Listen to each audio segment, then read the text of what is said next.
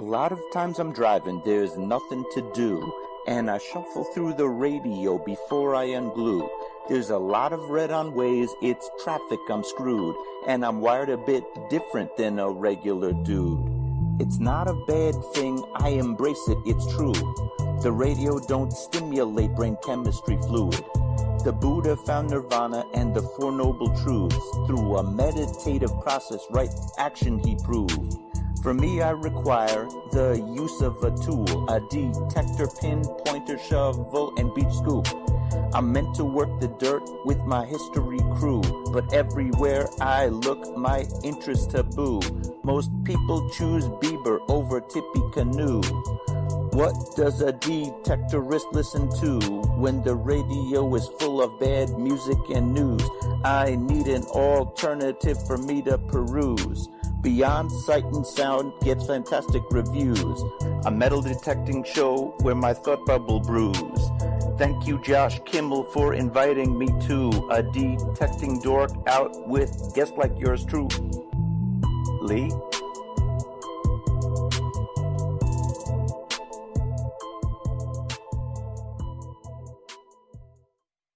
Are you looking for a high-quality beach and sand scoop?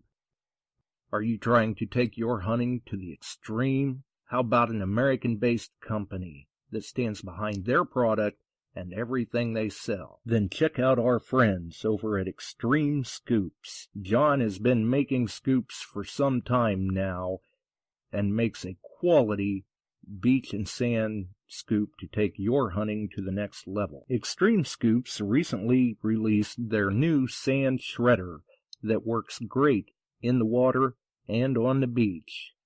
And if you're a new Equinox user, you may want to check out his Surfmaster X3 that can trap those small targets you new Equinox users are finding out there. XTREME Scoop's company approach is let's do it right. So do it right, buy it once, and go to the extreme. XTREMEScoops.com. That's XTREME Scoops.com. Caution. Please do not operate motor vehicles or power equipment while under the influence of this show. Listening to this show could cause side effects such as bouts of laughter, violent binges of cabin fever, and even dreams of silver and gold. Please be advised. Now that the fine print is out of the way, on with the show. All right, the fine print's out of the way. It's time to roll with the show. We're back. We're live once again. You are listening to Metal Detecting Beyond Sight and Sound. Metal detecting and treasure hunting radio for all the really cool digging people out there. And as I look into the chat while I'm trying to multitask here on a couple of different things, it looks like the Bills are in. Chuck, Paul, Doreen. Welcome to Doreen. Barb. Nelson. Mark. And there it went. My chat is still doing its thing. I've got to flop over to the other screen there for a minute. But we'll get to that. Yeah, we'll get to that. Either way. That is interesting. I will have to see what just happened to the other screen.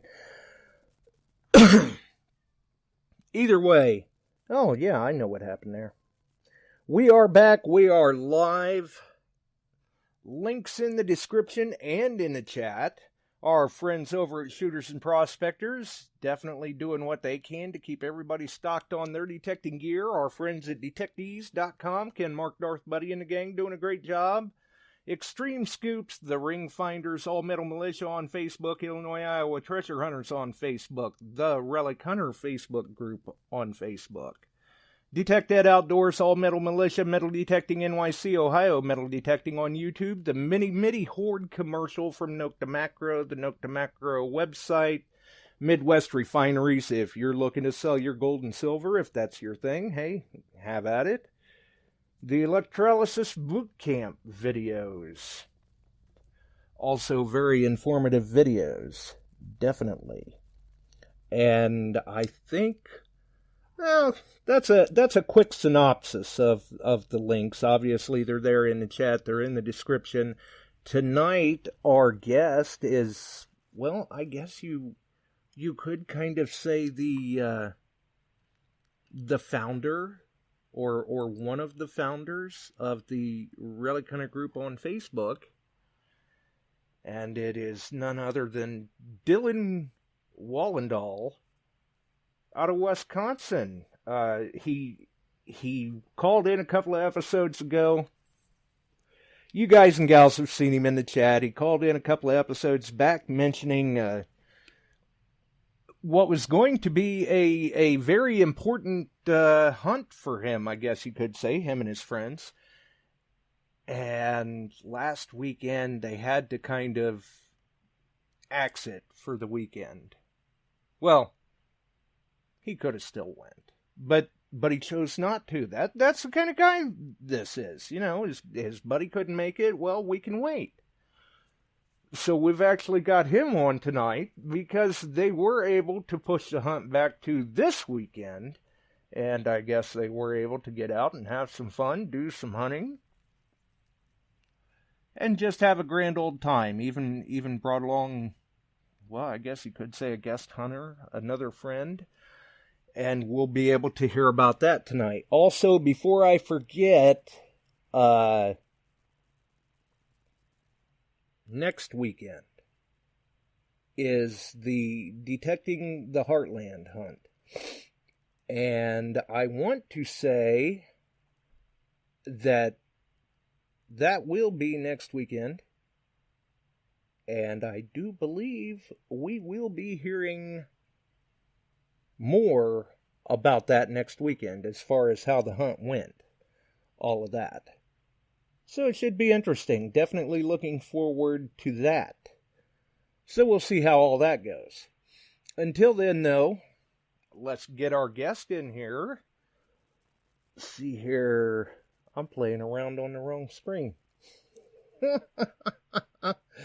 All right, let's get our guest in here and see how he's doing tonight. So how's it going, Dillon?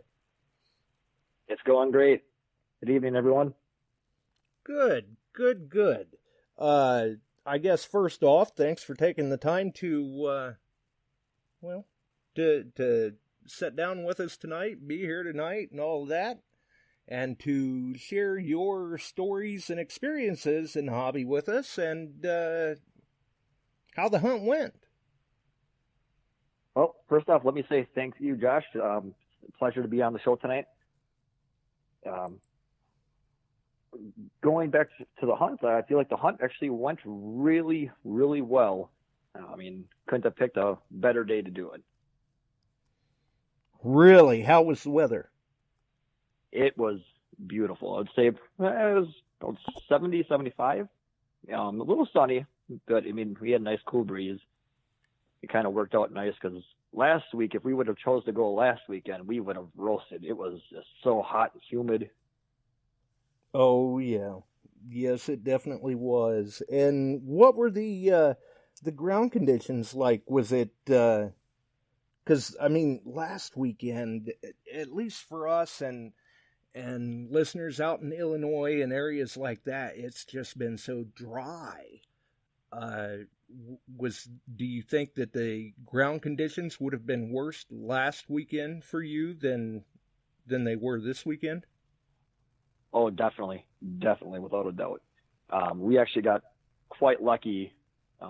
Wisconsin got some pretty good storms up here, let's say like late Tuesday night, early Wednesday, and that kind of followed all the way up till Friday.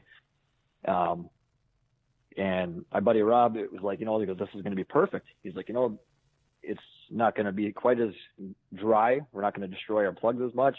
I mean, it should be giving us, maximum depth too. So that it was the case, but the soil was, it was quite hard. It was like clay and gravel and kind of sandy in some spots, but in other parts of the yard, though, it was soft and it was still pretty good. Nice. All right. So, maybe we want to start off then letting people know how you got into the hobby, how you kind of acquired this permission, because that was kind of an interesting situation there. It seemed like a shutout at first. Well, I started hunting 16 years ago.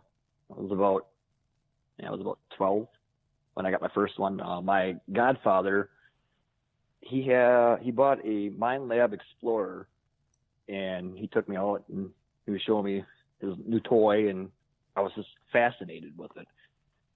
Not long after that, my dad got his metal detector. He got a little bounty hunter, and I got to swing it, and I found like a ring of an old soda can, which I kept it, and I still have it because my very first thing I ever found. But that Christmas, my godfather got me my very first metal detector. It was Bounty Hunter Pioneer EX.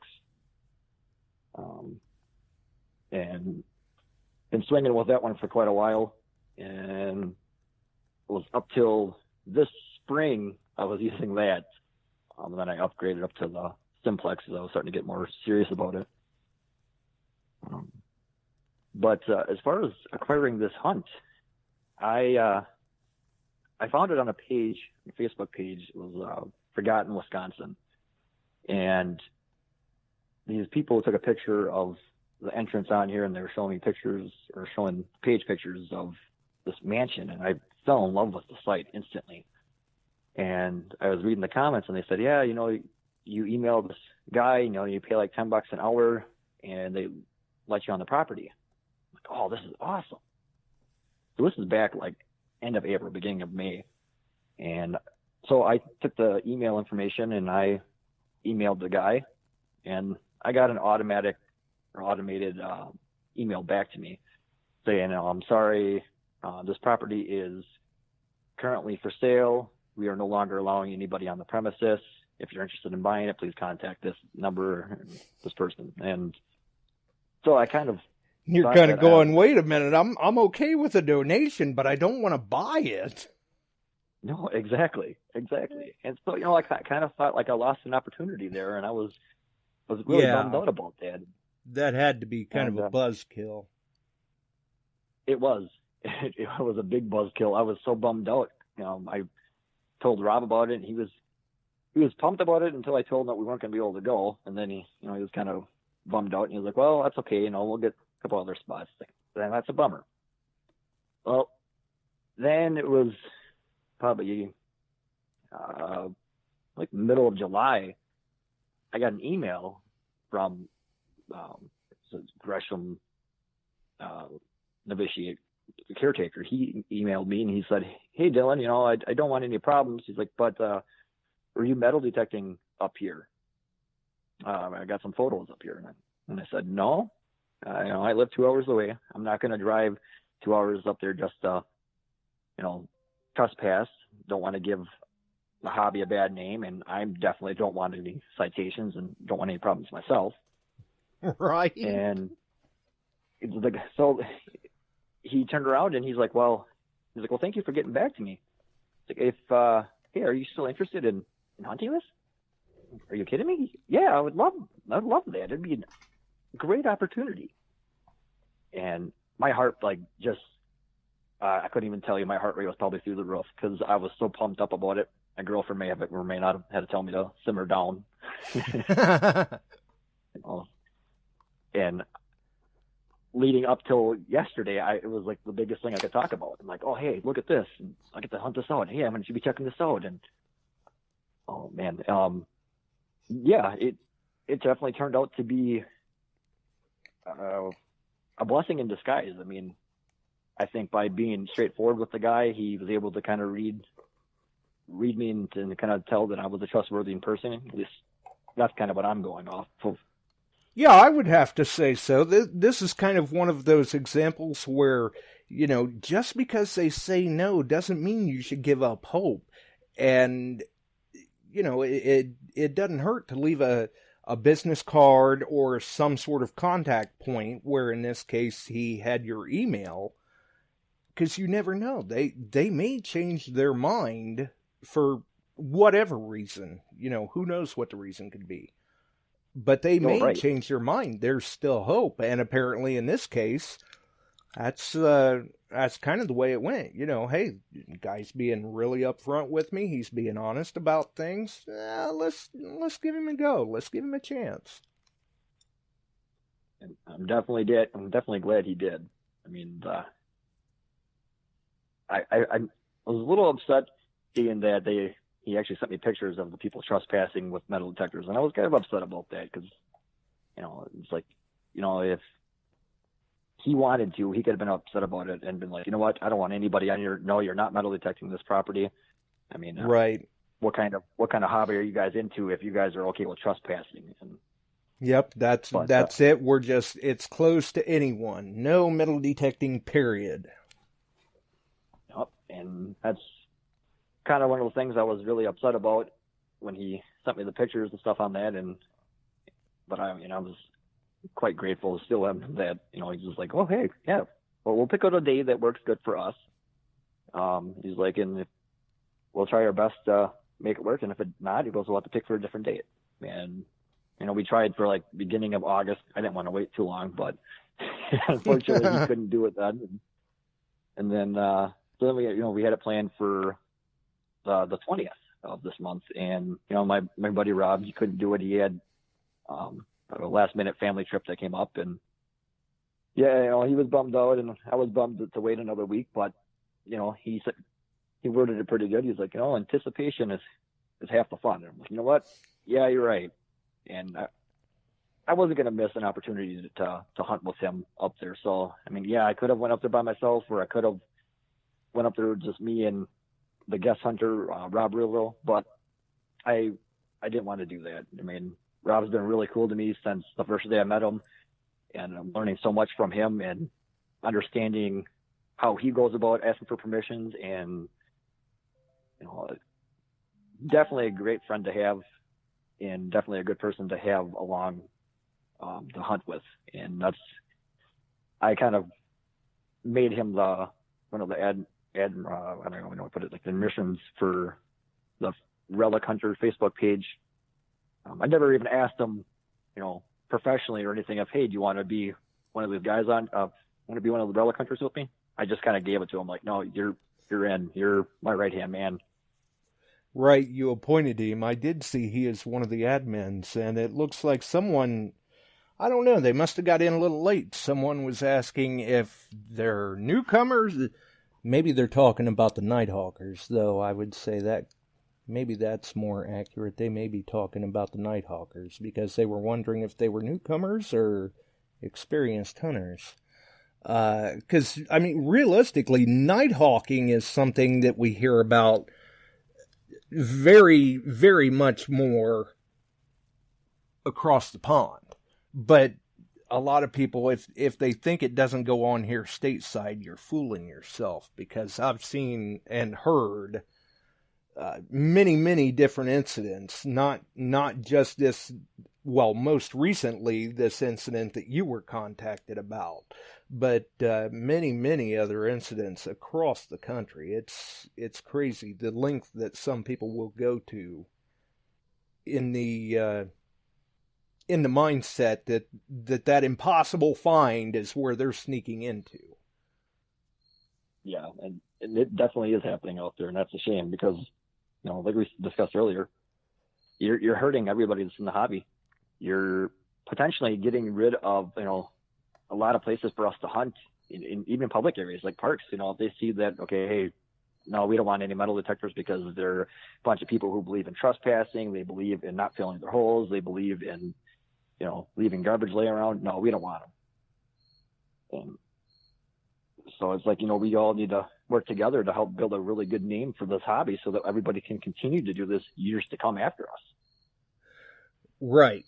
Absolutely. Because like you said, not only does it ruin it for the hobby and all of that, but there could be possible legal action against the person trespassing too. I mean, some of the longtime veterans in the hobby still remember some people getting very, very stiff jail time and confiscation of their vehicle and things of that nature, as well as their equipment for trespassing into areas that they should not have been to begin with.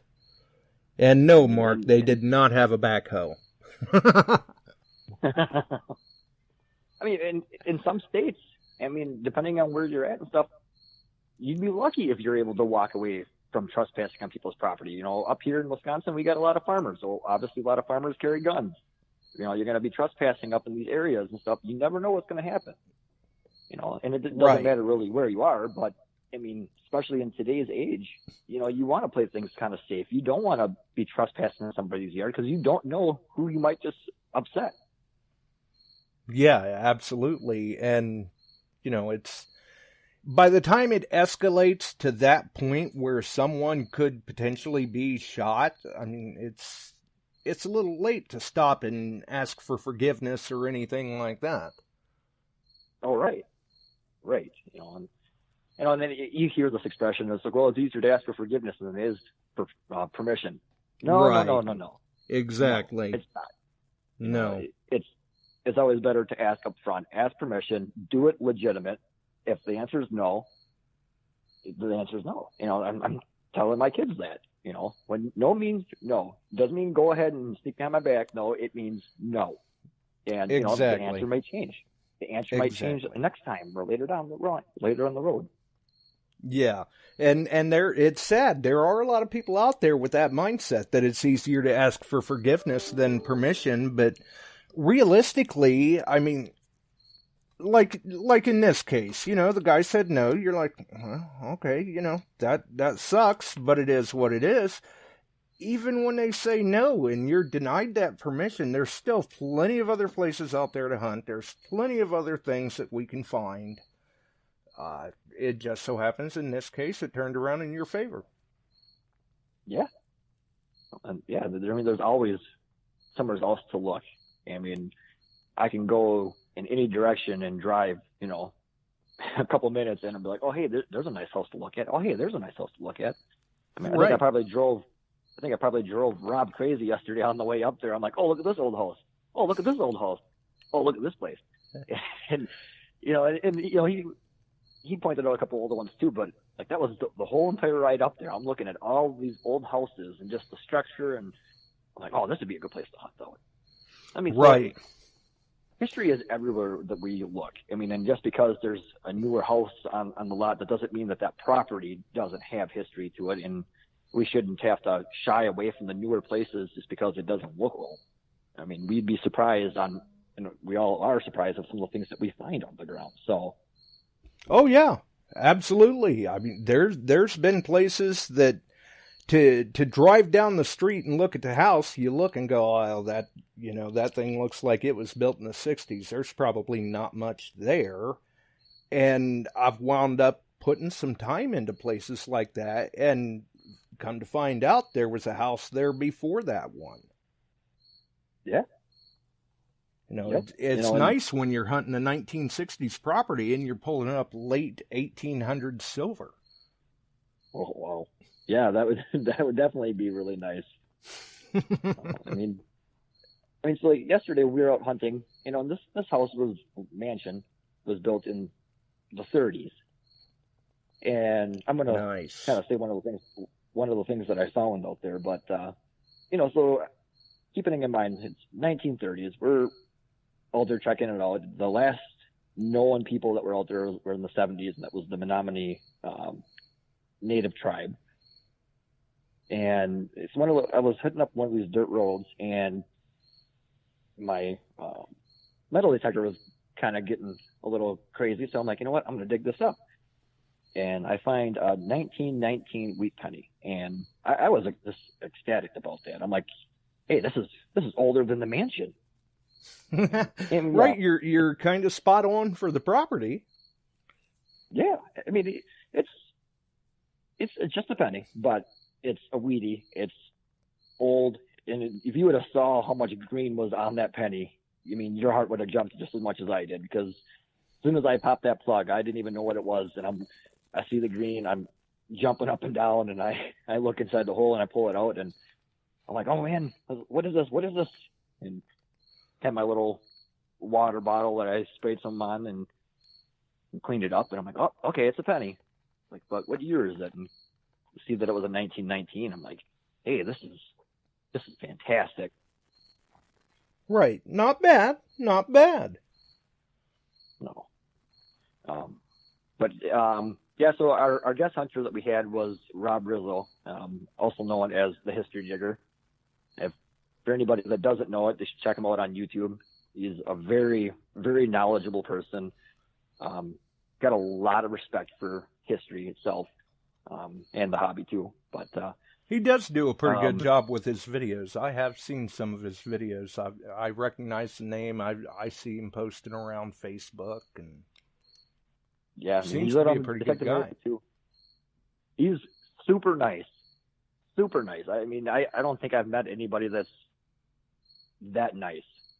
We showed up yesterday, and he did our little introductions, and right away he comes up to me and Rob with these boxes, and inside these boxes are coffee mugs that he had made up with a bunch of stickers and refrigerator magnets and some business cards on there. And I'm like, oh wow, hey, that's awesome. And earlier this week we were planning on for this hunt. He's like, hey, would you mind if I make some sandwiches for lunch? I'm like, yeah, that's great. I mean, I wasn't going to turn that down. Somebody wants to make lunch. So, hey, that's cool. Yeah.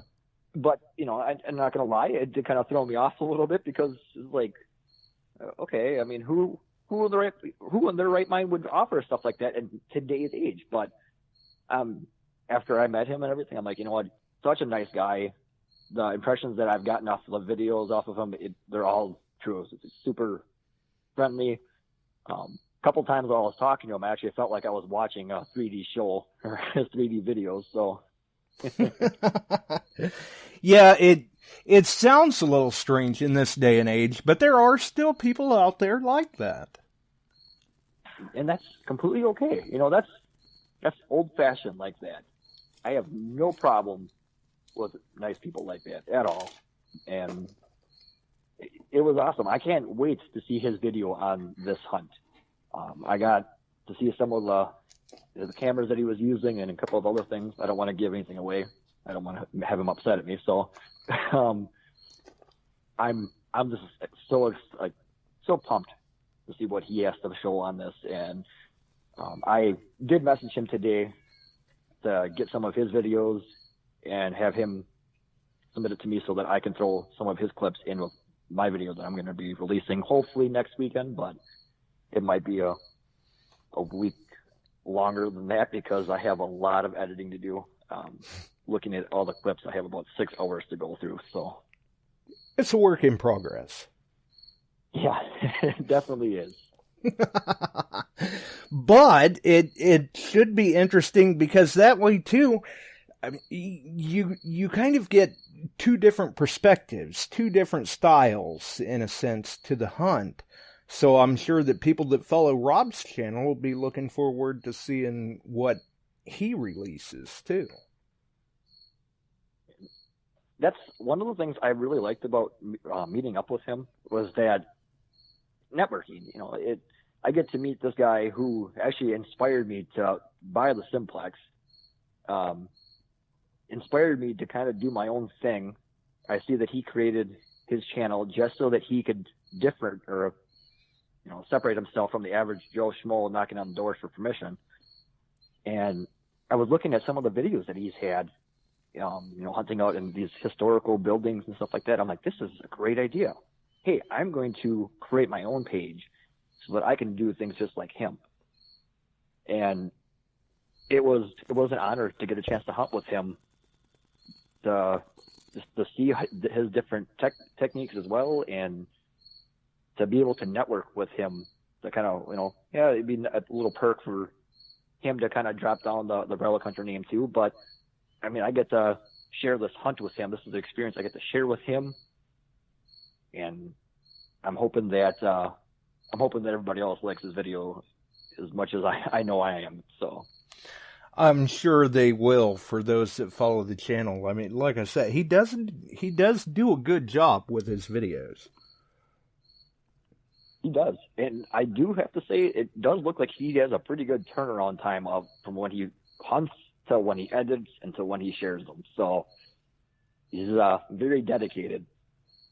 Well, once you've been doing, and you'll find this out yourself too, once you've been doing the video editing for a while, each one gets a little easier, little quicker to put together, other than, final review, checking for typos, stuff like that.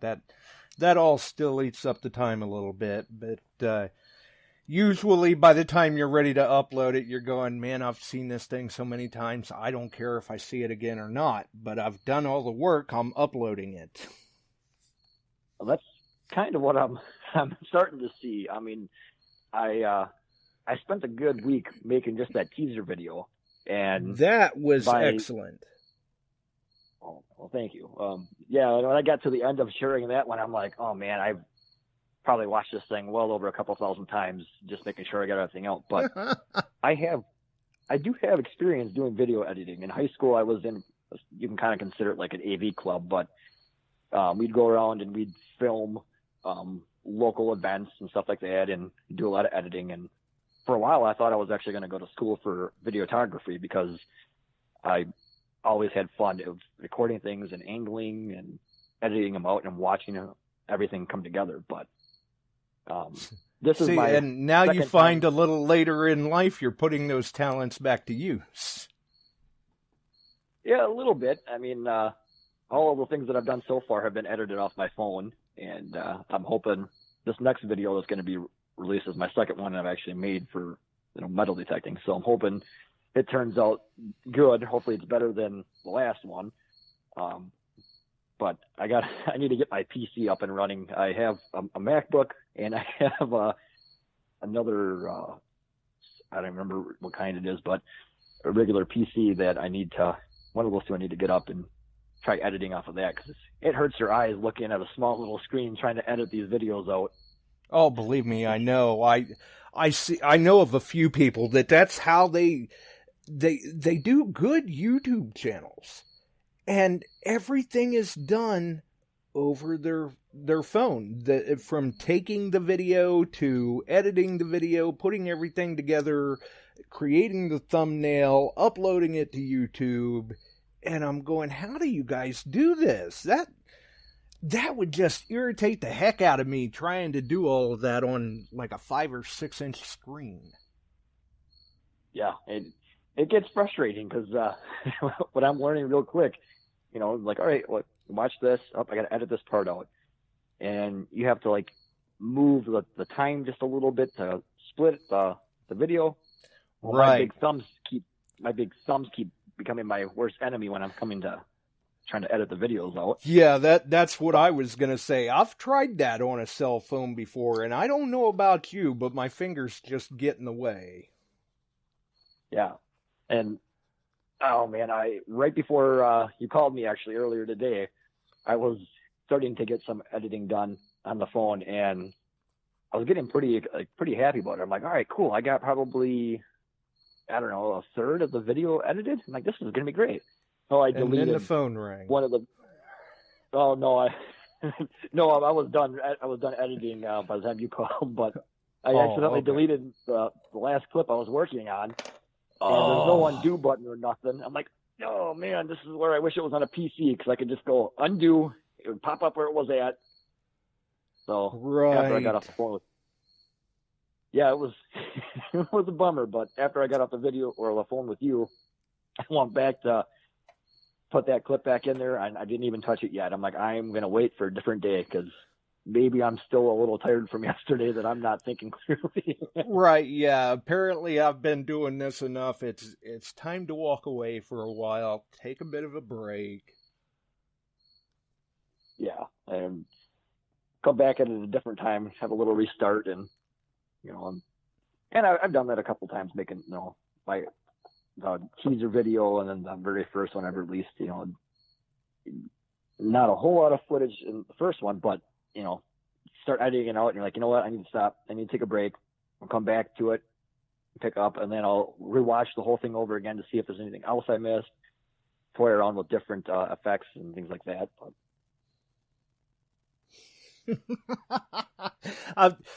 Yes, Ed, you're right. Hey, call it a Buddy Holly show tonight. Maybe the cricket's good luck. I don't know how he snuck into the studio here, but I can't get rid of him, and I can't chase the little booger down right now. I got one in the garage here too, so maybe that's a good sign. Hey, there you go. Yeah, but well, then, hey, maybe it's not my cricket they're hearing. Maybe it's yours. But I would venture to say it's mine, because he's a boisterous thing. It sounds like any time now he ought to walk through the studio carrying a beer. He sounds huge.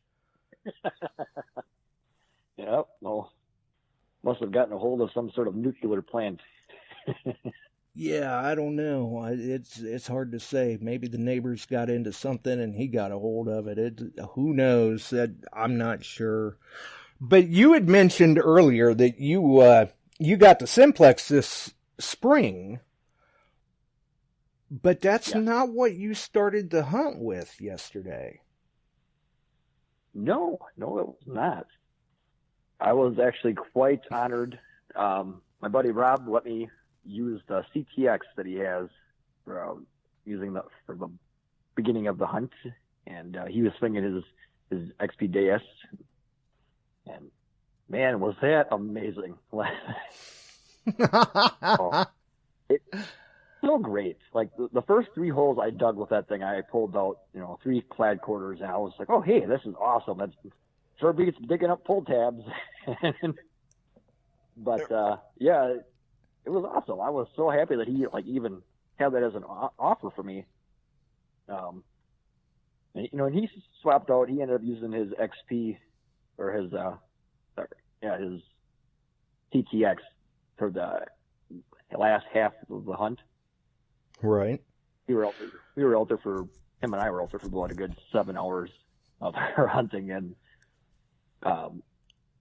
after probably halfway, I was like, you know what? I'm going to switch it up. I'm going to go back to the Simplex. I'm going to go back to the machine that I know best.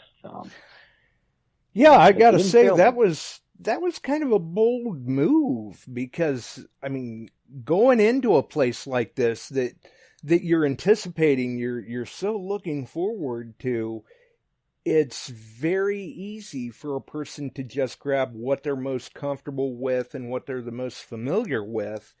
And for you to just say, okay, yeah, sure, I'll use the CTX for a while. I mean, obviously you've got more time on the Simplex than you do the CTX. So that was a pretty bold move. Yeah. Definitely don't have enough experience on that hunt with that all day. But you know what? I'm out there for the fun of it. I'm out there to learn more about history and to get more experience detecting in itself. So I definitely wasn't going to turn it down. But if that would have been my very first time using the CTX, I don't know if I would have hopped on it. I know that's probably only like my 3rd or 4th time using it, but I mean, hey, every little minute that you get with a new machine, it counts. So right, it's still progress.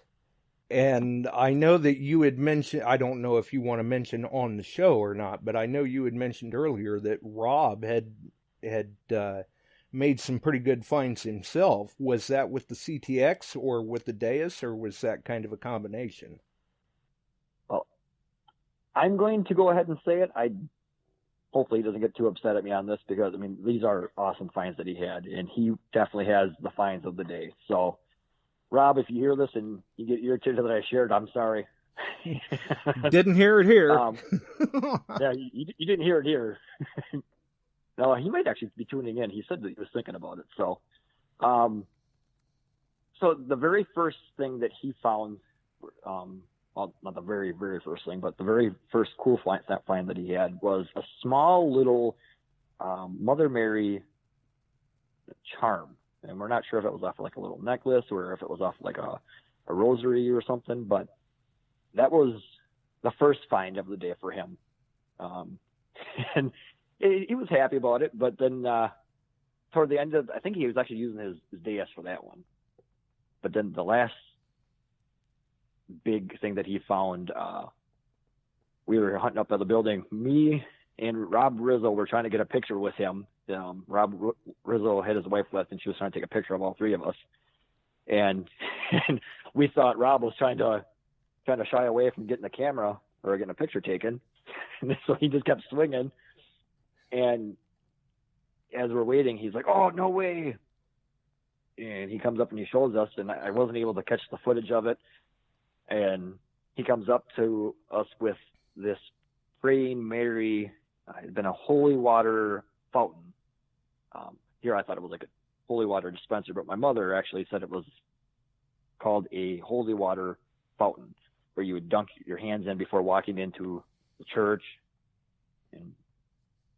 But yeah, he found two of those actually in the same hole. He said it was about 10 inches deep. Wow. And it had the tiny little copper cups where the water would hold. They were still in the hole with it. They weren't intact anymore, but they were in it. And oh man, I wish I would have been able to record that. He came running up to us, and I thought I had my phone recording. And I'm like, all right, yeah, this is awesome. I'm zooming in. Well, here, my phone must have been in the sun too long because it stopped recording because it was too hot. I didn't know it shut off until I went to go stop it from recording. So I had to do a zoom up on it later on. But yes, that was amazing. I mean, he definitely has the find of the day. He was able to tie in with, the Alexan brothers novitiate. We did find a lot of brass up there too, which is kind of cool. Caretaker says that he's been doing some hunting out on there too, but some of the ones that we were finding were pretty corroded. So we're thinking and we're hoping anyways that it was from the actual standoff when the natives were firing off all their ammunition. Good possibility. Yeah. Definitely a good possibility. But, sometimes you've got to dig through all of that to get to the goodies. It's still not a bad idea to work it all out.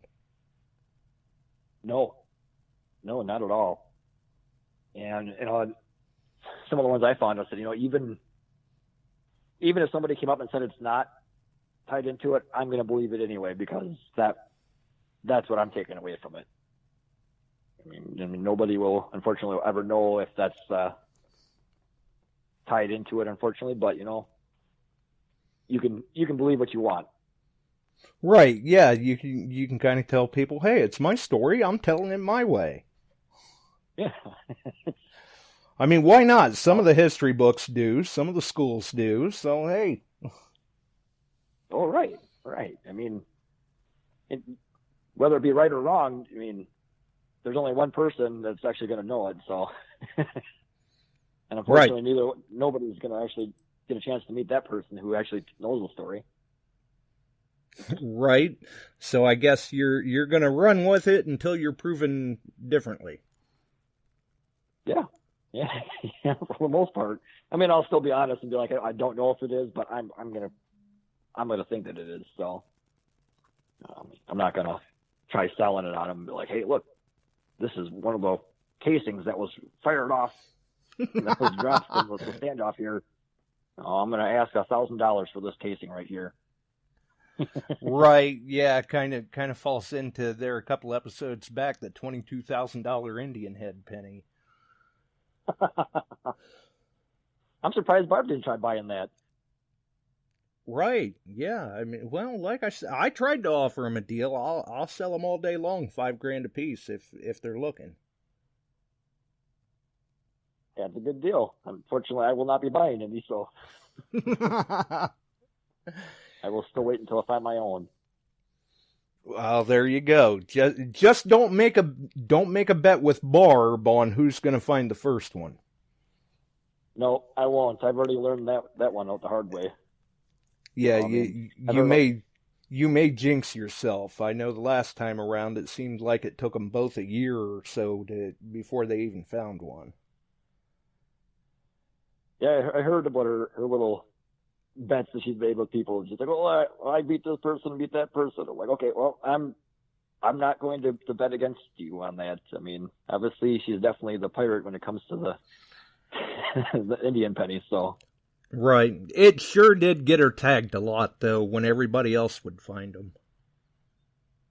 oh, I can imagine. we were having a blast with that. I know between me and the Bills and Chuck, there were a number of us trying to do our share to make sure that neither of them found one.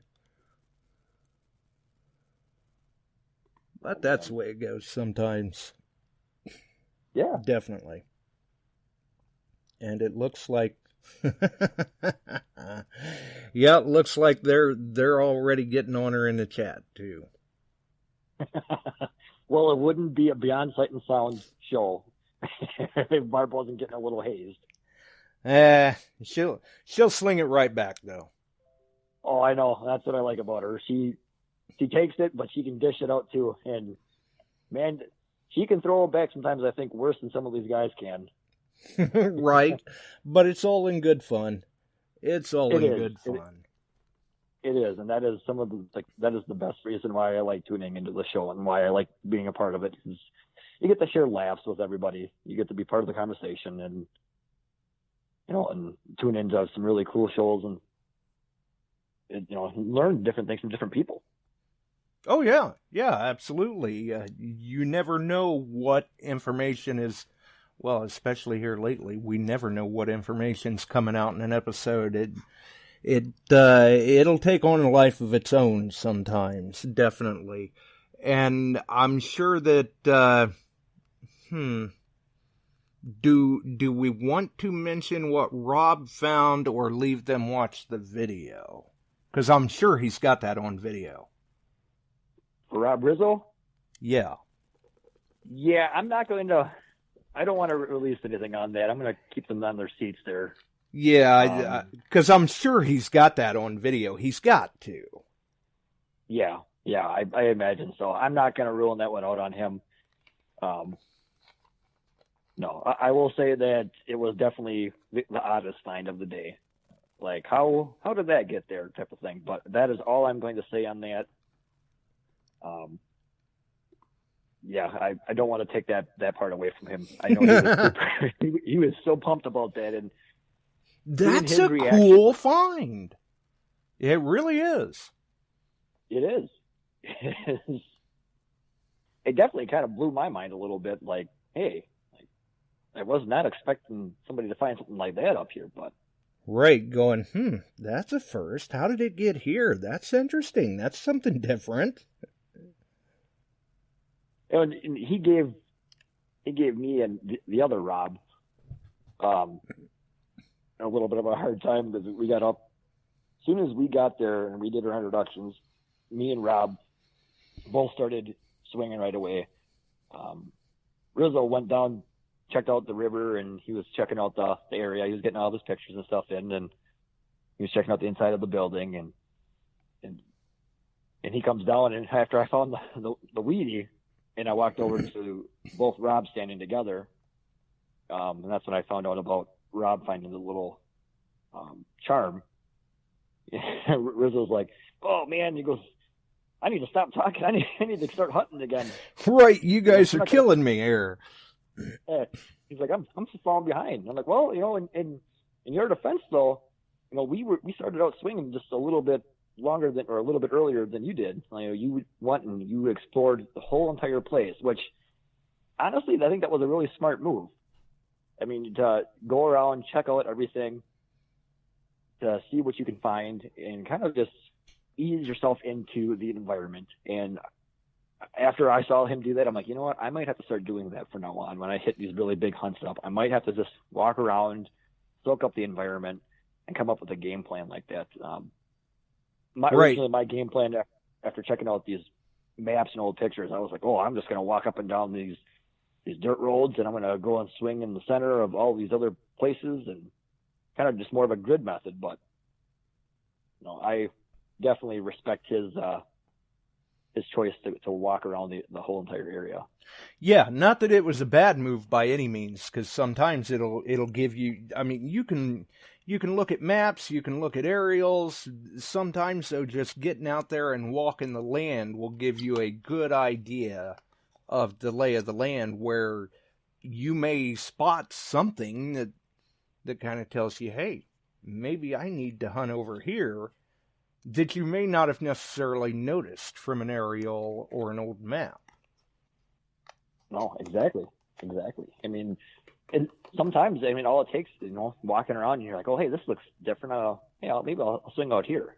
I mean, you walk around in a certain spot and you end up starting somewhere where you originally thought that you weren't going to start earlier in the game. Right. Absolutely. Oh, I think we've got... Do we? I don't know. Yes, we do. We've got Barb in with us. Oh. Good evening. Hello, Miss Barb. Y'all are too funny. Well, see, that's why I do radio. That way people don't have to look at me. So what do we need to bet on? I got one bet for a gold coin going with Bill. So what do we need to bet? Who finds what first? Chuck will beat you both on that one. My money's on Chuck. Chuck doesn't count. No. That's what you say. Okay, I'll pull one off my beer right now. Found one. That's cheating. Come on now. You dig it in the ground. It needs to be one of those beaver tails with the tail still attached. I have a jar on my porch that I bet has a dozen of those in, so. Now that's actually that's not that's unethical conduct. That's unethical conduct. No, they were all dug. I saved them for you never know who needs them. Right, but that was pre-bet. Yeah. And besides that, you know who needs them. Mark does. I know. I'm saving them. I think I got 100 for them now. Well, I might have some more to donate to Mark too. So, I mean, I did get rid of a good chunk of. I have a big old 5-gallon bucket that was full of scrap metal. I ended up dumping out today, but I know I still got a big bag full of old pull tabs that I've dug out. So, okay, I have his address. So Barb's going, I can hook you up. I can't do nothing to Bart. I can't do nothing to Mark yet. But Mike L, on the other hand, I might have to send some to him. Well then, yeah, I know. Mark's still got plenty around. He is definitely in no shortage based on the envelope he sent me last month. There were plenty in there. Actually, if I'm not mistaken, I do believe one of the very first times I've tuned into the show, and I heard about the whole Indian head bet with Barb, and I joked around about the pull tab stuff, and I was like, oh, I got a bunch of pull tabs I can trade you. And she's like, no, I know where you could send them. Well, then she reached out to me, and she's like, well, you can send it to Josh for his birthday. Oh, okay. Yeah. Sorry, Barb, I threw you under the bus. Well, you see, the thing is that Tim invited us to this internet Josh's party event to send poll tabs. Right. And she hit me COVID personally and she said, I don't know all his friends, so anyone you can think of, invite. So I did. That's so only because you've got the world's largest metal detecting Rolodex. I do. And I every time it made me mad every time I went to add somebody. I'm like, they're added. I'm like, I will find people to add.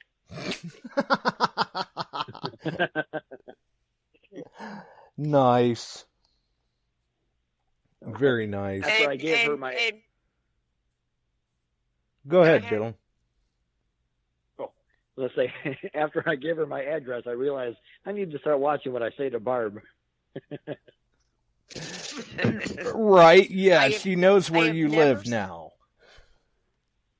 The worst thing I've ever sent to anyone is pull tabs. That is honest. That is the worst. I would never send anything worse than that. Maybe a bottle cap or two, but that's as evil as I get. Although, to be fair, she almost sent a coronary because I just about fell off of the bench when I saw she had sent an Indian.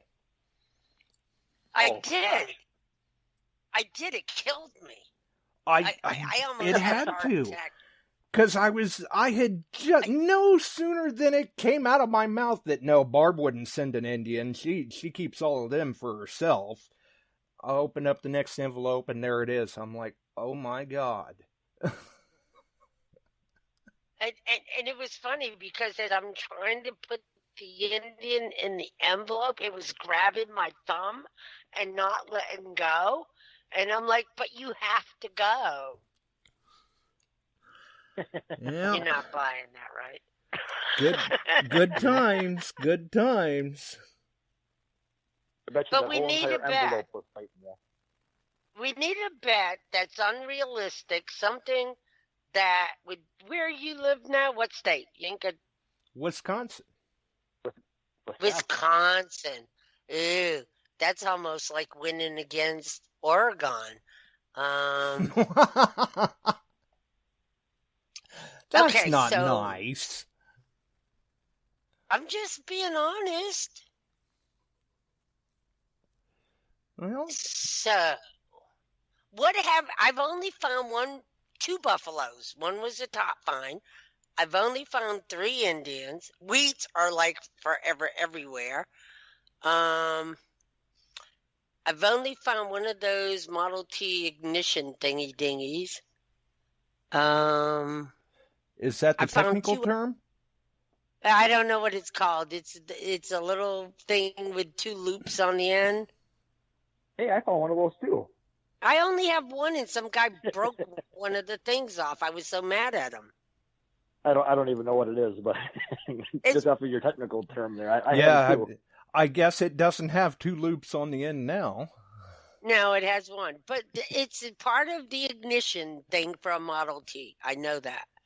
And I found one Ford Model T hubcap. That is hard to find in both places. Okay. Well, You pick. Okay, I've never found a $50. It don't matter silver or not silver. I've never found a silver dollar, a gold coin. What else haven't I not found? So what haven't you found? There's a lot of things I haven't found yet. I haven't found a $50. I haven't found any old silver coins. No silver at all? Or buffalo. no, he said no old silver coins. Okay. I found 1940s like dimes and stuff like that, but I haven't found any mercury dimes. I haven't found anything like that. But I'll definitely take you up on the first $50. If you haven't found one, I haven't found one yet. That'll be the best. Okay, that's our bet. And the first one, and whoever wins, you just send whatever you want, saying congrats. And Cody still owes me a prize. Well, there you go. Then I'm Mills Lane. I want a good, clean fight. Now let's get it on. And we've got Chuck in here, too. Oh yeah. Now we got 2 what the hell's a thingy-dingy, pardon my French? The Right. thingy dingy, that's part of the ignition thing. That's long, it's rectangle, and got the 2 little round things on either side. It has something to do with the ignition. Okay. Or the starter. It helped to fire it up. I take this off of yours. I love the description. And now wait a minute, wasn't it just, correct me if I'm wrong, wasn't it a couple episodes back that you were the mechanic. You were doing the brake jobs. You did the clutch. Uh-huh. You changed the tire. But I didn't do it on a Model T. Now, did you take this off of your Model T that's in your driveway? Actually, I forgot. I've been sitting here listening. Dillon's been very interesting, but I'm sorry, I had to figure out what you were talking about. I'll find Right. the picture and send it to you, Pops. It'll be I'm interesting sorry. to see. No, I'm not. Not really. But anyway. Oh, Lord. What a description. Well, I don't know what it's called. That's fine. You know, in the Right. metal detecting world, there's a lot of thingy-dingies found. Yep, never there's a lot of identified. what's-its. Yep. So You, it's but just- Chills, you know what I mean, Chuck. You have I found know what one. you mean now, yes. Okay. See? So Well, what's it but- called? What's the real name for it? That's not exactly fair, because Chuck's found like one of everything, I think. That particular piece, I think you're referring to it. Is it the piece that rotates inside the distributor cap? I know what a distributor cap is, but I don't know if Right, that's the rotor. it. Yeah, and it fits on top and it rotates, makes contact going around to the plugs. I'm thinking that's what you're talking about. I don't know. Yeah, they were double looped on each side. They made contact going around. Right, for the firing order. Yes. I think that's what you found, but until you get a picture, you're going to have to post a picture for us, Barb. Okay. Yep. Pictures to prove it. It didn't happen if there's no picture. I'll just take the freaking picture of the one that I found that's missing one of the loops, and I'll send it to Beyond Sight and Sound, and y'all go, oh, yeah, that's a who'sy whatchamacallit, what's-he dingy. Right. Exactly. I feel like we're living in a Dr. Seuss movie right now. Right? Well, you know how there is not one person on this show that cannot say that they have found something and said, what's this Huzmawachi or something else that they didn't know. All the time. All the time. Yep. Well, except for me, I'd have probably bit my tongue about halfway through that tongue twister. It's like when I found my Enfield oil can. I found it at That was a Brandy cool Rock. find. That was a cool find. And it was squished, but it sang like a bird. It's brass. And I pulled it out and I Good looked job, at it. Barb. What? You caught yourself there. I did. Good job. I'm trying. And Paul I'm trying. Forse came up with the right terminology. It's the rotor. Thank you. And so I found it and I had it in my hand and I put my gear down, took everything off, which stinks because it takes a long time to put it all on. And I walked across the field and I said, what is it? And this old guy looked at me because he knew I was coming toward him with it in my hand. And he's like, what you got? And I'm like, what is it? And he was like, I only know what it is because I have found one years ago. I've never seen another one. He said, it's the oil can that got issued with the Enfield rifles, and the bottom always rots out because it was real thin metal, and it was squished. And I went, that is so cool. Thank you. So it sounds like you two are on for the first half then. This will be a 3 or 4 year bet, so everybody mark this day in your calendar. Now, is this a clad half or a silver half? I think we should go for either. Either? Okay. That sounds fair to me. I think either because we've never found either. And it would stink if you found a clad one and you went, I didn't win because it's a 1965. Now, I'm not trying to all right. rub it. I'm not trying to rub it in, but I can remember going out a few years ago, and my first target were $2 half in the same hole. Thanks. Well, they were clad, but still, that's a heck of a way to start the day off. I mean, don't get me wrong. I'm not telling you, like it's not near as cool of a story as Chuck's, where he went out and found like 18 of them the first day. Oh man, that was a heck of a day. Yes. Ooh. Now, Barb. So wait a minute. They posted Ohio Relic Hunter posted up off of Etsy off the Model T ignition coil. I'm looking at it. I think that's the piece you found. I'm not sure, but I think that's That's it. your thingamajig. That's it. There you go. So if for you all we hunt all those, know. farms, if you hunt Midwest farms, you will find those. yes, you will. I've found them. I've actually thrown them into my bin out there for copper and brass, and there's at least 2 in there from this summer alone. You go hunt the old farms, and those things come up. They're not always for Model T. They're the old Ford tractors also used them. Right. Not around here. These people didn't have cars. They probably drove just their little tractor around. There you go. Oh, okay. Well, I figured she was going to say not around here. They couldn't afford tractors. No, they put all they put their money into tractors because they had to farm to live around here.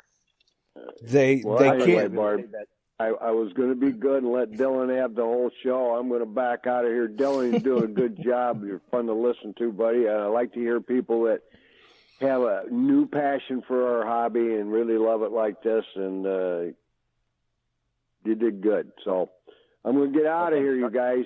Everybody have a good night. Thanks for the call, Chuck. Yep, I just couldn't pass it up. Bye-bye. I can understand that. For a second there, I thought Barb was going to say that around there they don't drive those type of things. Everybody over there drives brooms. No, just my family. Well, I guess I had to get you. At least It's we finally narrowed it down, though. So the next time somebody's going, "Hey, what's this thingy dingy?" we know what it is. Well, to pull out my whole Dr. Seuss vocabulary that's written by Barb. Right? Yeah. Now, if you want to read a good Dr. Seuss book, read the Bee book. Have 2 or 3 something drinks. That just prior. scares me. And then read. We used it. This is hilarious. I was, I think, 18, and my sister, how old is she? 23 at the time. And she would have friends come over, and I'm like, you really don't need to drive. And they go, oh, I'm okay. And we'd hand them the Bee book and say, okay, read this. If you can get past page 3, you can drive home. And it's hilarious. I would have failed instantly. I mean, I have a hard time reading those books completely sober sometimes. Exactly. And it's all bees. It starts about, I think, a bear bouncing. It's like big brown bear bouncing blue ball, big brown. And it just keeps adding words with bees. And it's like 50 pages long. And it is a good sobriety test. That's what the cops should use. Oh, boy. Maybe, but people like me, they'd probably just be like, you know what, you're drunk, get inside. You can't even say this. Right.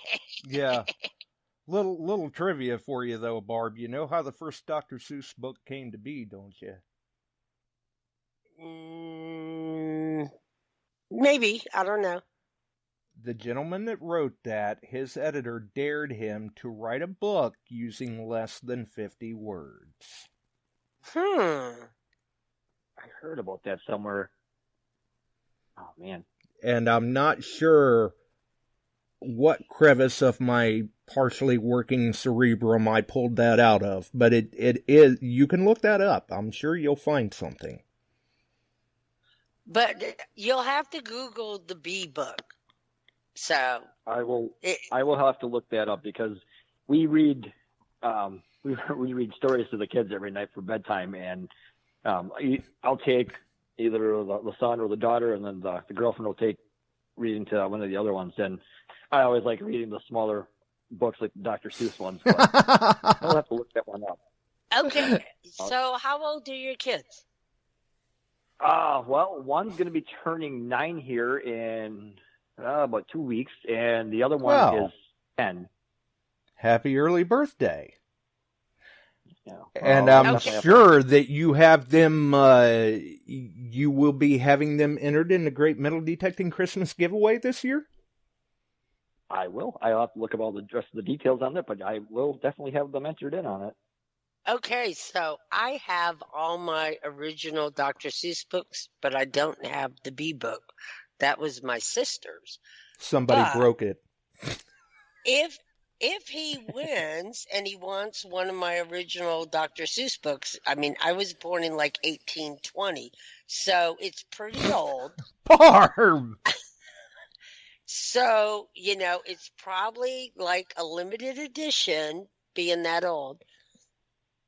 But I would let him have one of them if that's what he wants. But he can have anything. Well, we'll keep the prize thing open for whoever wins. We can list up a couple of other things. I have a couple of Relic Hunter gear that I have that I'd be willing to part with if you were to win. But, I like that. If you were to win, he's already ready to go. See, that's a competitive spirit that you can like. I love it. I got to say if, because I mean it's got to be for both ends. I mean I might, you might. I mean, yeah, heck, who knows? We could both. This could be 10 years from now, and neither one of us has either found one yet. So. No. I guesstimate it'll be 6 months and 5 days. One of us will find one. 6 months and 5 days. We better mark that on the calendar. I will. And if you are right, if by some miracle that you are right, within 6 months and 5 days from now that you are right, I will send you a Relic Hunter shirt, a hat, just for being right on the time zone or the time frame there. See, now, if that was me, I would have said, if by some miracle you are right, I will make sure to send you a picture of it when I find it.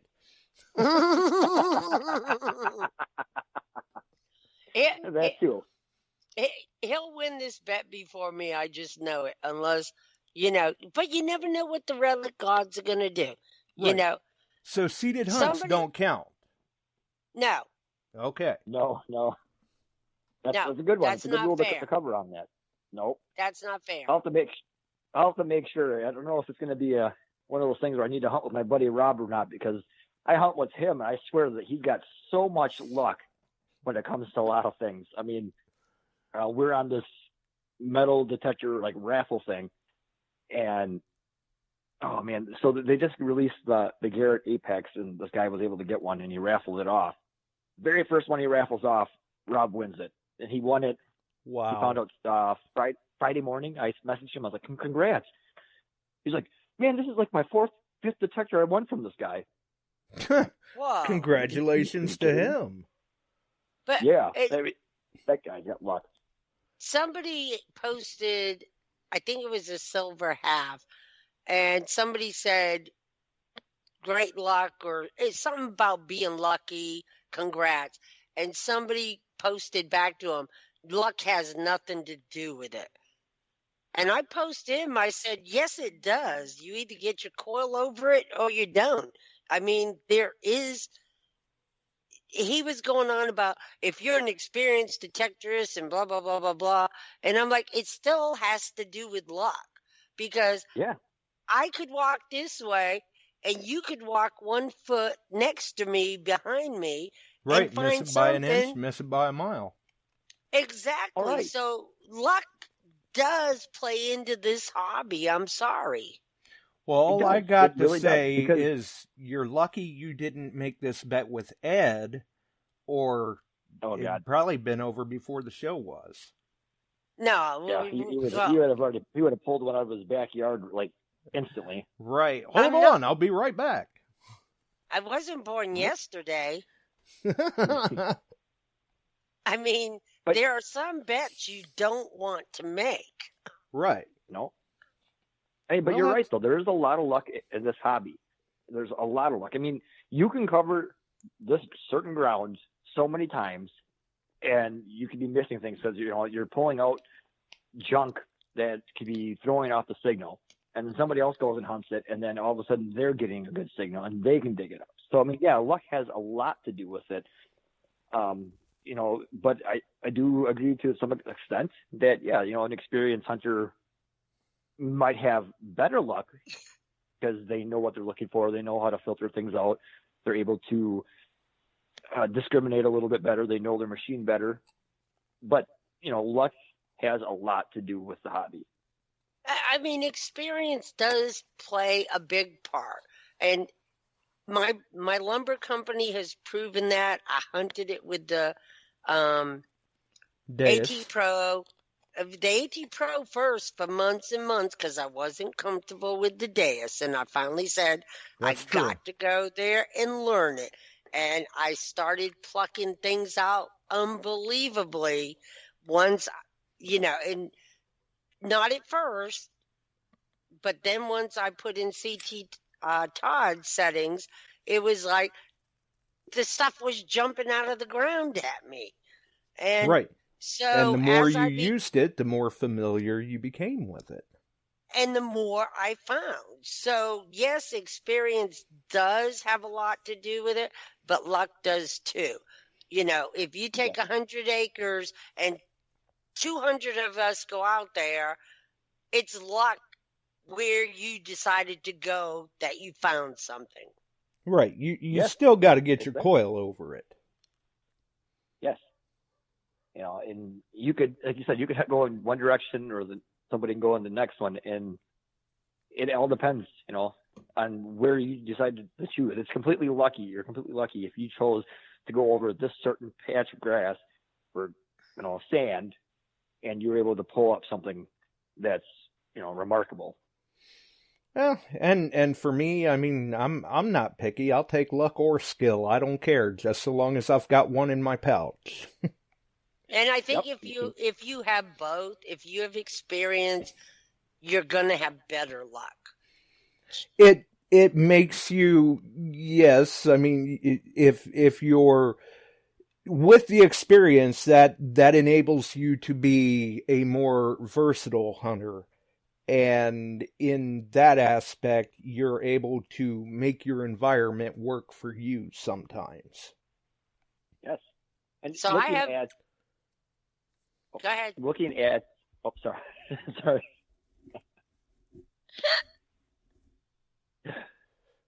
Go ahead, Dillon. Looking at this video that is like Simplex Guru, and she talks about tuning in her metal detector, and it kind of brought up a point or brought up a thought that I really like to think about. That's you have to tone or tune your metal detector into your environment. If you're going into a spot that's got a lot of mineralization in it, you got to use either a different metal detector that that's going to be better for the soil conditions, or you need to tone your detector or tune your detector to match your surroundings. So that part Absolutely. is going to come with experience on it. Yeah, that part- because that comes with knowing your machine and knowing your environment. Yes. So I do have two questions for you, Dillon. I missed a couple of minutes of the show because I was chatting with my BFF. She was, okay. I figured you were tracking your scoop. No, Chuck says it's at the post office. I tried to track it and it told me, sorry, oh well, too bad. I know, but if Chuck says it's at the post office, it's at the post office. Yeah, and they won't come up my driveway because it's pretty beat right now. So I did miss a few minutes talking to my BFF on the island because I'm headed out in 12 days, something like that. Travel safe. What is the best find you have ever found? You didn't miss it. Actually, that actually hasn't even been brought up yet. So good question. Yes. Oh man, this is a very difficult question too, because I was kind of thinking about this after I talked to Josh earlier today, and I got to say that my favorite find was an old Republican elephant, like GOP pin, that I found at an old trashy park. I mean, that has to be my favorite find. So far, I mean, I have found some really other cool ones that it's kind of like, I don't know, it's up there. I found an old spud wrench, and I kind of talked about it last week, an old spud wrench in the backyard, and that thing's got to be about 100 years old, and that's up there too, just because of how unique it is. And that's definitely like one of the bigger things I've pulled up that's not garbage, not scrap. Yeah, it doesn't necessarily have to be valuable to be significant to you. Right. I mean, and if you want to talk like favorite coins that I've pulled up, I mean, so far right now, it's the 1919 Wheatie that I found yesterday is taking the cake right now. I do got to say that when I first got the Simplex, I was teaching the daughter how to use my bounty hunter in the front yard, and she's like, "Oh, there's something here." So I helped her dig the plug, and I gave her the pinpointer, and here she pulls up a 1919 Wheatie. I was, oh man, I was like, that's like the oldest penny that's on this property. That's the oldest coin that I would have found. Like, but you found it. Congratulations. So, Nice. And that is cool. And, you know, people, I'm sure there are people listening going, a Wheatie. But you know what? Wheatie excitement is cool. I mean, I found probably 30, 40 on Blackwood Lumber before I found that first engine. And so one day you're going to pull and go, another Wheatie. How old is it? And you're going to look at it and go, it's a dang engine. I mean, I have more luck when it comes to relics. And that was kind of why I named it like the Relic Hunter, because... Well, see, and that was going to be a question too. Oh. Well, answer that one too. Yeah. I always tend to pop up some sort of relic in something that pops up, and it's whether it be like the Republican pin or it's the spud wrench or a skeleton key that was in my backyard that actually works for the inside of the house. Love seeing those show up. Yeah. And that was the very first one I've ever, one of the very first skeleton keys I've ever found. Now, I have quite a big key collection that I'm blessed with, because every time I go somewhere, I'm usually finding at least one key. I've probably pulled out, including the skeleton key, I probably pulled out 6 keys on the property that I'm living at currently. But it's kind of a funny thing, because my great-grandfather actually used to collect keys. And I told my dad that, and he goes, well, I guess it runs in the family with collecting these things, huh? Yeah, I guess so. Right. Now here you are, whether you wanted to collect them or not. Nope.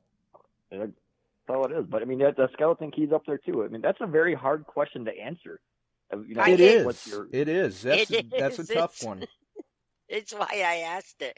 And I only have one skeleton key, and I found that at Blackwood Lumber.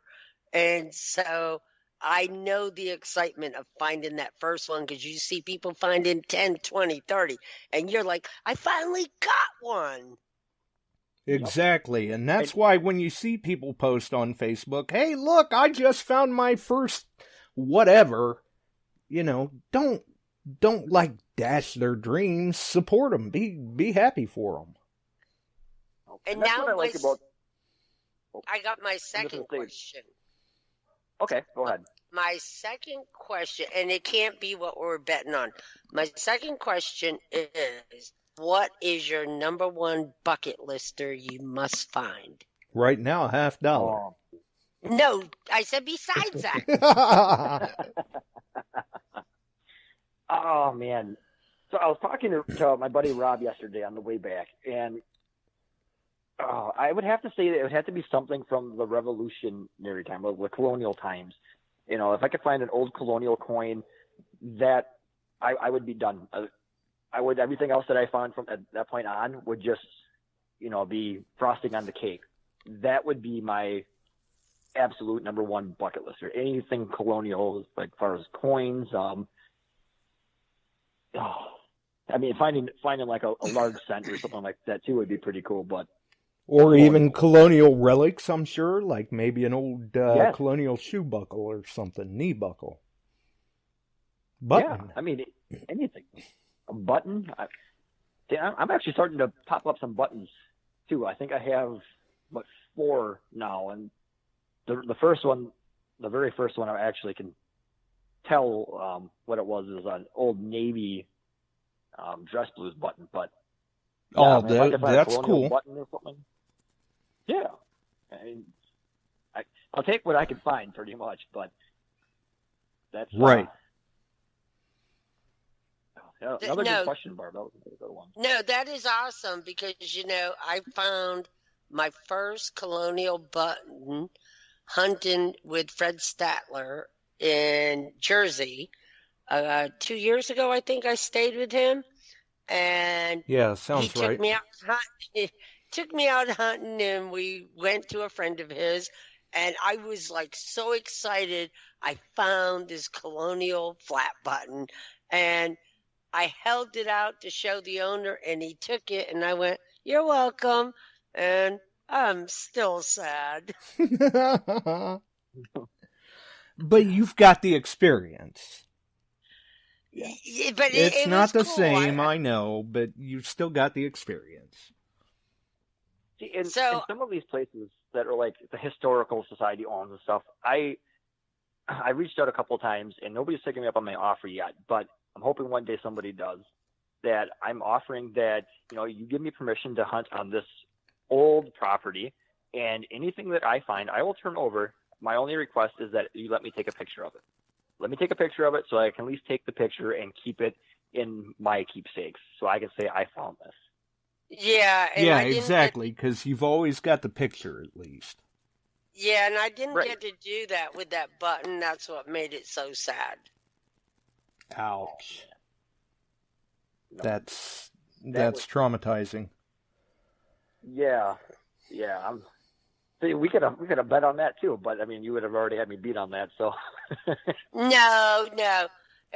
I've only found 2 other flat buttons, one here in North Carolina that I gave to the grandsons who owned the property. And when I gave it to him, he was like, "You're kidding." And I said, "No, your uncle told me I could hunt the property." And he said, "I only had to give him something if it was worth $1 million.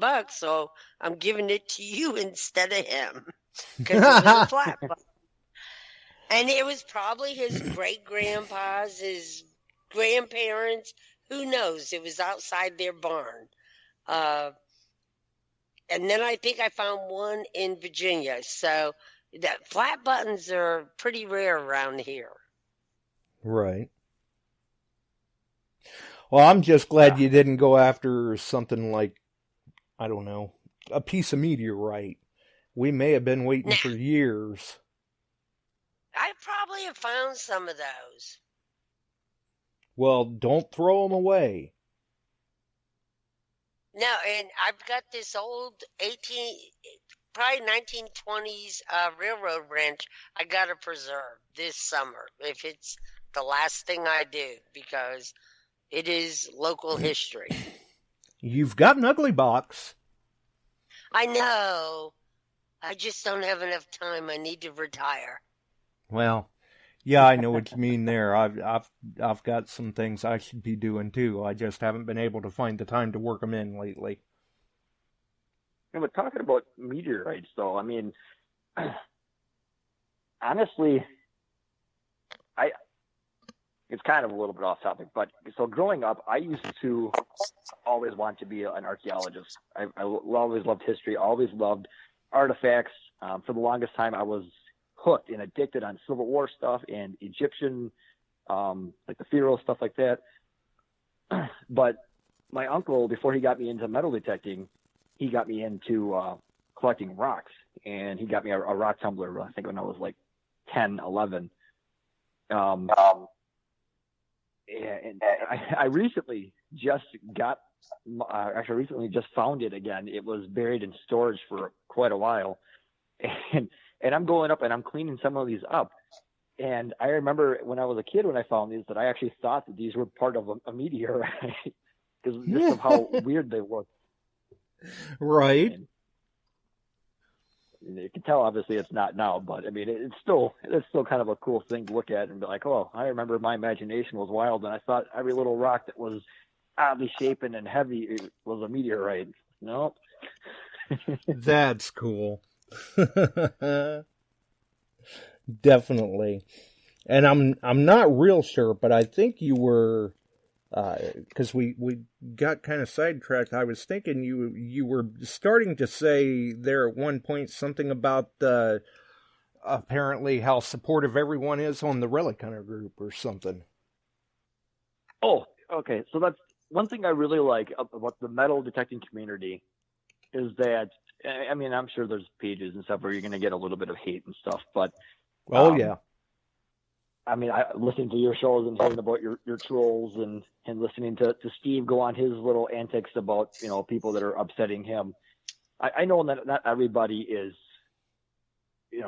nice about these type of things, but I love the metal detecting community. Everybody's very respectful. They give you pointers, they give you tips. They can congratulate you on some of your finds, and even if it is something as small as a weedy, or people pull up a coin spill that all stinking Lincolns, and there's so much support there. And honestly, like that, there is a type of camaraderie, or I can't even say the word right, but a type of bond. And being out of the military, I used to have a very strong bond with a lot of my fellow brothers and sisters. Absolutely. I can relate that bond pretty close to being in this hobby, because I can talk about this hobby with anything about it. I mean, Josh, you and I were on the phone earlier today for almost an hour just talking about mostly metal detecting, but then we got carried away into, life itself. But right. That's the type of stuff that I like. You're able to connect with people so much more when you have something solid to, bring your similarities together. Yeah, build on. Yes. And I feel like most people, they respect the history. They respect planet Earth, that they're able to fill their holes back in. They're trying their best to help make sure that the metal detecting hobby has a good name, and they keep it as a good name. They follow the ethics. So that part makes me feel pretty proud to be a part of the hobby itself. I can see that. Yeah, we all play a small part in the big picture. Yes, we do. Absolutely. I just noticed, I'm surprised Barb didn't say anything to me, but good grief, we've really let time get away from us. Oh, no, we did that on purpose. Oh, well, then in that case, good grief, did you notice what time it is, Barb? Yeah, it's 9:34. No, it's the end of the month. Oh God, didn't know I got 2 more days. I know, that's why I started now. I'm sorry. Work has been crazy. COVID is crazy. The feds were here for the week, which was, oh my God. And I think COVID's got me down. I haven't done a lot on the metal detecting pages, and I feel bad about that. And twice a week I try to go on and like everybody's pitch and, pictures and say, great finds, thanks for sharing. And I do read and look, but I think I'm just bummed. And, I'm going home. I finally got the okay. You need But some it ain't beach therapy. but it ain't the same, I go home in June, I take care of my mom, I put her gardening, and now I'm going home in September, and it's like, yeah, I'll clean up and do things. But I actually posted on Islanders Talk, that, oh my God, it's costing me $202 round trip for my car, which is a 45-minute ride each way. And I had people telling me, my mom calls them wash-ashores. They're not from there. I had people telling me to stay the heck home, to don't come visit their Wow. island. Their island. And I finally posted this morning when I got up. I was like, I'm from there. I have a birth certificate from there, a high school diploma from there. What about you people telling me to stay home? So Right. I've just been depressed, and my scoop will be here. I am going to spend the whole week on the beach. I'm going to work at Mom's because she's going to slave me with her honeydew list.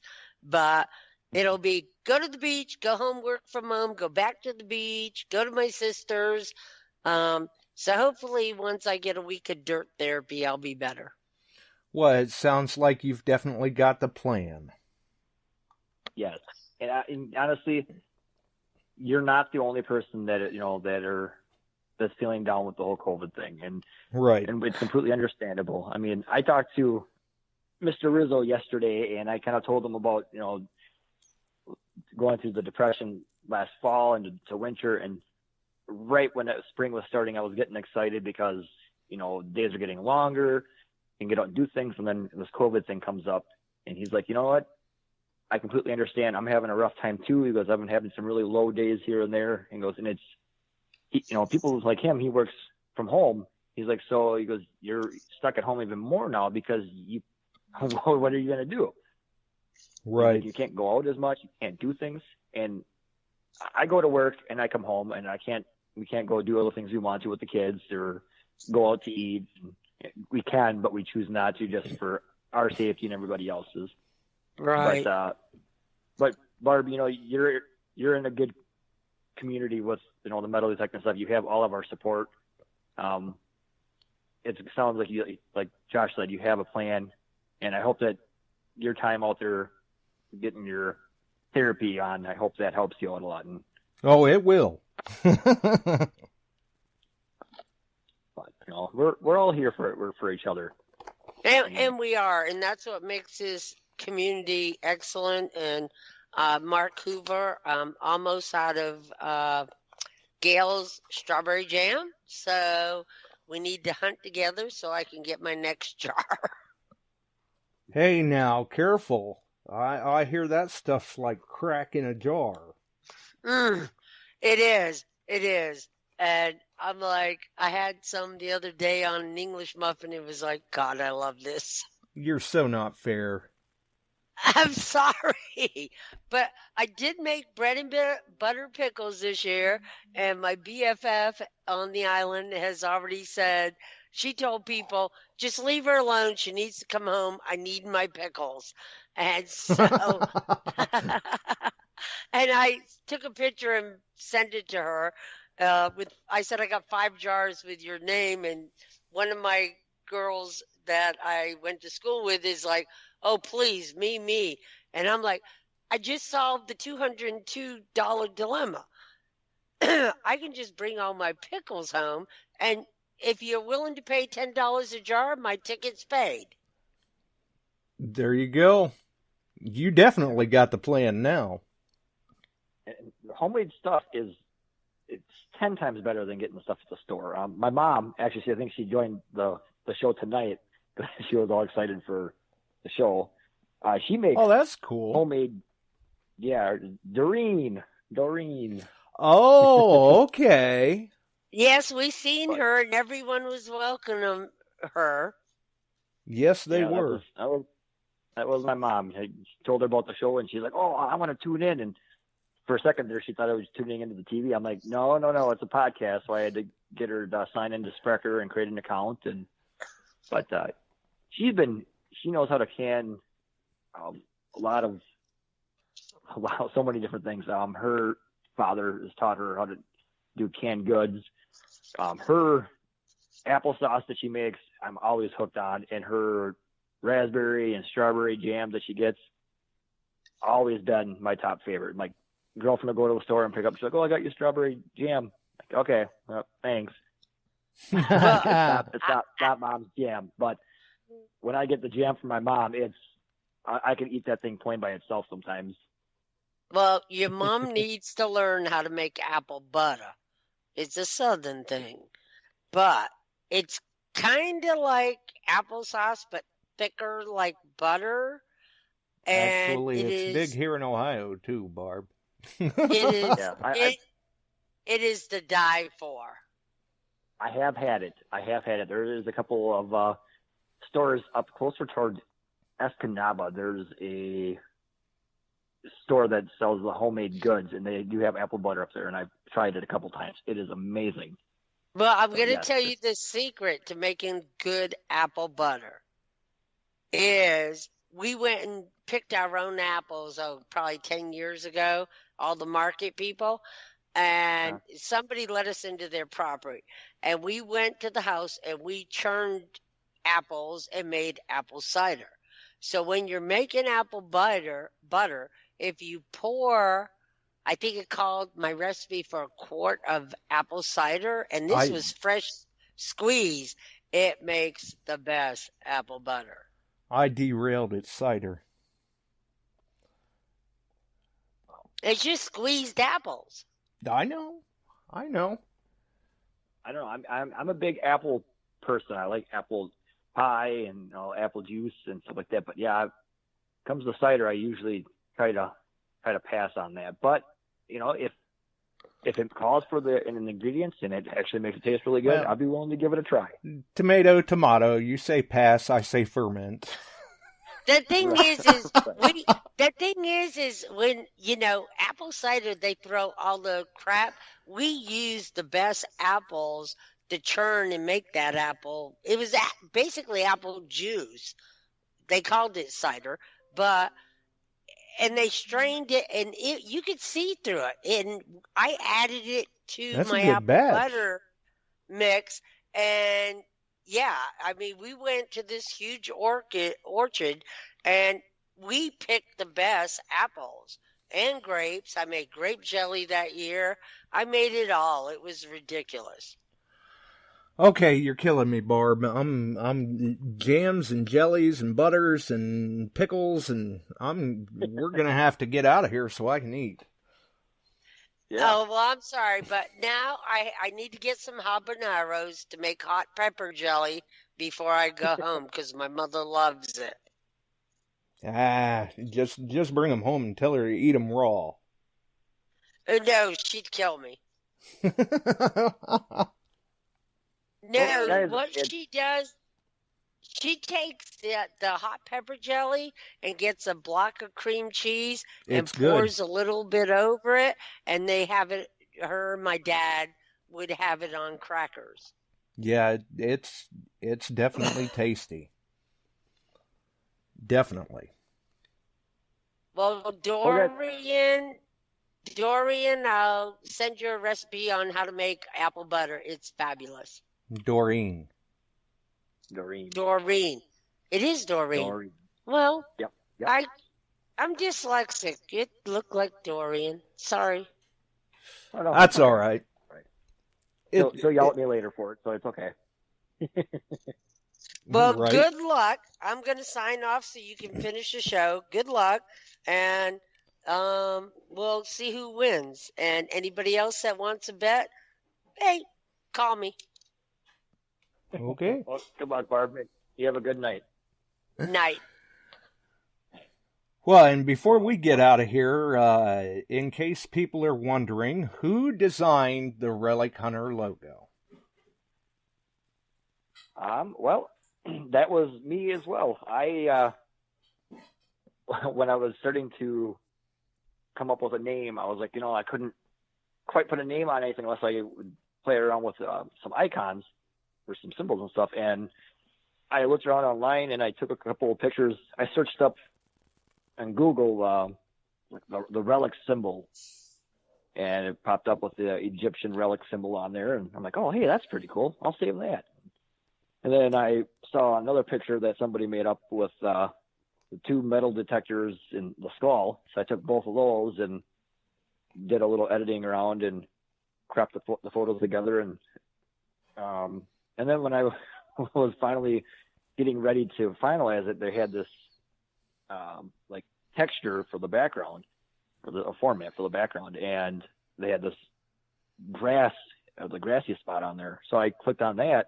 I'm like, hey, that actually goes pretty nice together. It kind of makes sense. Like, hey, so I use that for the stickers and for the avatar, but like the hat and the shirt and everything, I don't have that green format on there. I didn't want to take away from it, but after I got the shirts made up, I kind of wish I would have went with that green format, at least for the back piece, because I think that would have made it pop a little bit more. But love how everything turned out on that. Yes, it is very sharp, and looks very nice as the thumbnail on tonight's show. And definitely they're in the Relic Hunter group too, which obviously people can find by going to Facebook and just searching the Relic Hunter. Yes, and please go ahead and join if you haven't already. I mean, it is a small group right now, but it is growing. And, thank you, Josh, and, for helping me branch this group up to make it bigger. It means a lot. It means a lot to help get the name out. Well, we like to do what we can, definitely.